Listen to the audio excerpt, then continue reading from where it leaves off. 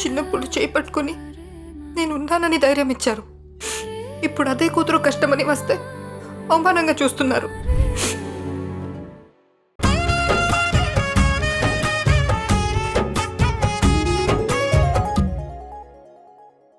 నాకేం కాదు రాహుల్ బాబు, గుళ్ళో అమ్మోరికి హారతి ఇవ్వాలి.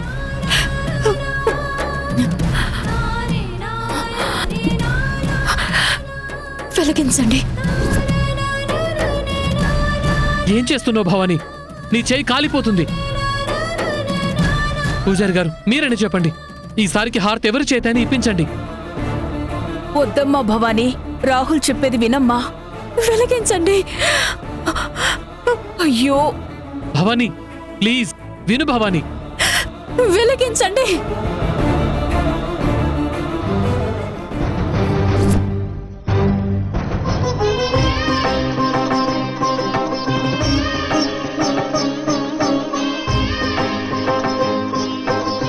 ఓం తచ్చంయోరా వృణీమహే గాతుం యజ్ఞాయ గాతుం యజ్ఞపతయే దైవీ స్వస్తిరస్తు నః స్వస్తిర్మానుషేభ్యః ఊర్ధ్వం జిగాతు భేషజం శన్నో అస్తు ద్విపదే శం చతుష్పదే.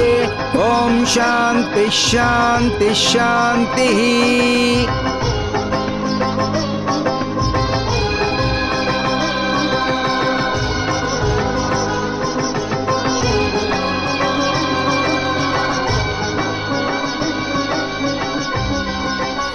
భవానీ, అమ్మ భవానీ, భవానీ భవానీ, భవానీ భవానీ లే భవానీ.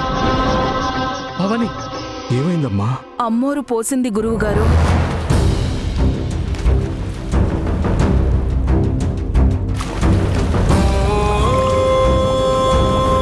శర్మ, అయ్యా.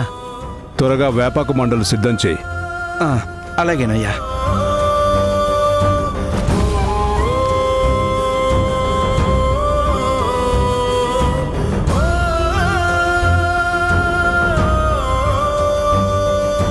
అమ్మా, భవానీకి కాసిన మంచినీళ్ళు తాగించమ్మా.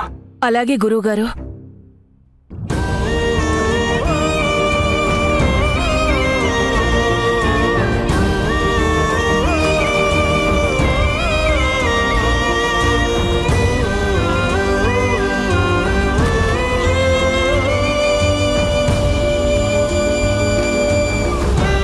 శర్మ, ఇలారా. ఎందుకు భవానీ, ఎందుకు నీకే ఎప్పుడు ఇలా జరుగుతుంది? ఎప్పుడు కష్టాలన్నీ వెతుక్కుంటూ నీ దగ్గరికే ఎందుకు వస్తున్నాయి? నీకేం కాదు భవానీ.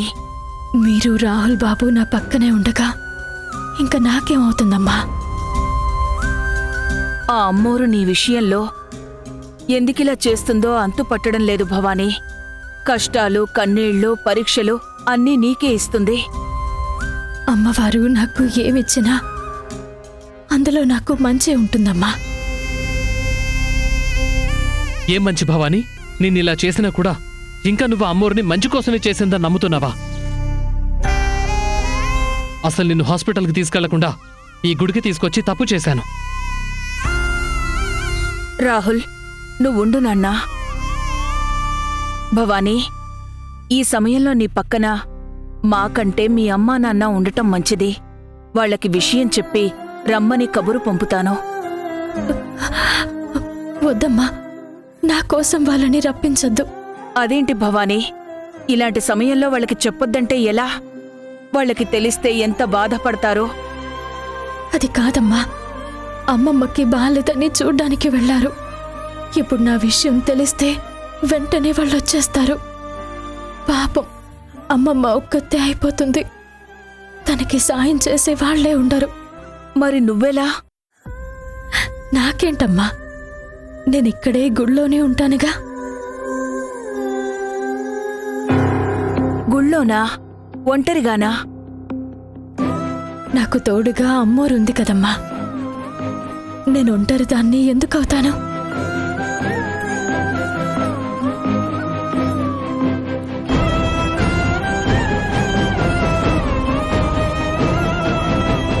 రాహుల్ బాబు, మీ కళ్ళల్లో నీళ్ళ? ఏమైంది బాబు? ఏం లేదు భవానీ,